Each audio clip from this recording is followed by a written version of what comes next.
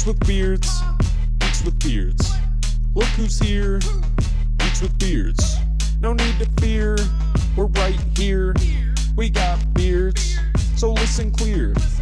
Geeks with beards, geeks with beards. Hey everybody, it's Dan from the Geeks with Beards podcast, and this is another episode of Dan's Comic Corner. And on this episode, we're going to look at Superman Unlimited number 6 by DC Comics, written by Dan Slott. I don't know if anybody's reading this.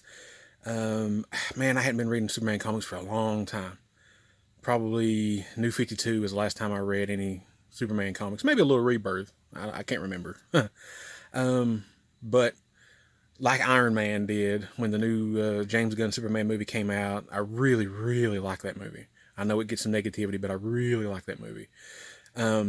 It got me into wanting to read Superman comic books again. And this was a brand new series that started.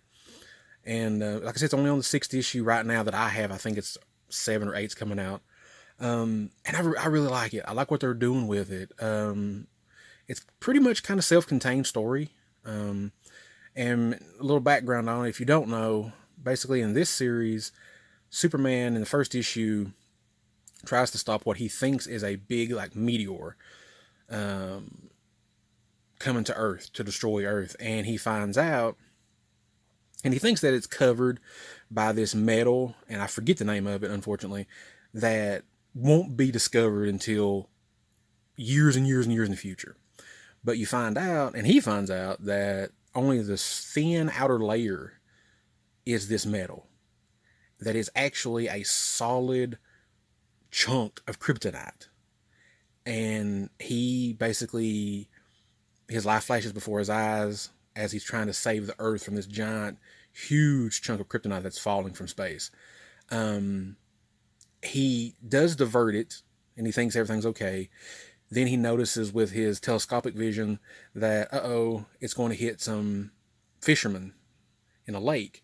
So he tries to slow it down and tries to divert it again. Unfortunately, he does crash to Earth with it on top of him. And you're like, oh no, Soup's dead in the first issue. It's like, oh crap, I'm not going to like this. But basically, he survives. We jump, I forget now, maybe a month or so later, forgetting he's on the Justice League Watchtower. He's surrounded by Batman and a few other members of the League, plus Lois and his son Jonathan. And you find out that he's got this new power, as you can see it on this cover here, that he can become gold for 199 seconds. And it makes him immune to kryptonite. But after that 199 seconds runs out, he has no powers whatsoever. And I forget how long it takes him to power back up, but he has nothing. He's basically just pure human after that. So this issue, basically, it's been an ongoing story. The capital of El Caldero, and that's the city that sprung up while Superman was in his coma. Kryptonite becomes a cash crop, pretty much. And in this issue, it picks up, there's a Supermobile, so that's pretty cool. This issue pretty much picks up Superman, and of course he's got his kryptonite suit's damaged, so right now he's exposed.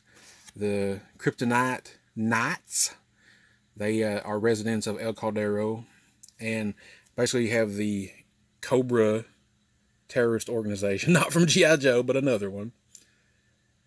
And they're there to, I forgot exactly what they're there for, unfortunately. But basically this has got to do with the Sun Crystal. And we all know what the Sun Crystal is for Superman. It has, almost all the knowledge of Krypton on it. And he didn't, it's basically, I think it's what he used to make his Fortress of Solitude. Well, the president of El Caldero wants it for himself. He wants it to have power. Superman's like, no, you can't have that. It's one thing to do the kryptonite. It's another thing to want this Sun Crystal. So Lois actually gets it. She's actually piloting the Supermobile. She actually gets it from the president. And he tries to take her out. Well, Superman, he was in his gold power fighting. And unfortunately, he peters out, and then Lois has to save him, and in the process, she drops the crystal, and it hits the ground.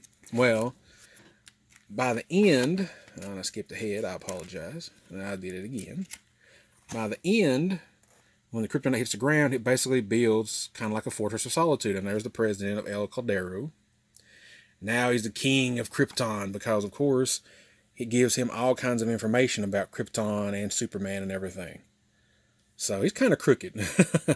And Superman basically tells him, he's like, yeah, I'll be back. This is not over with.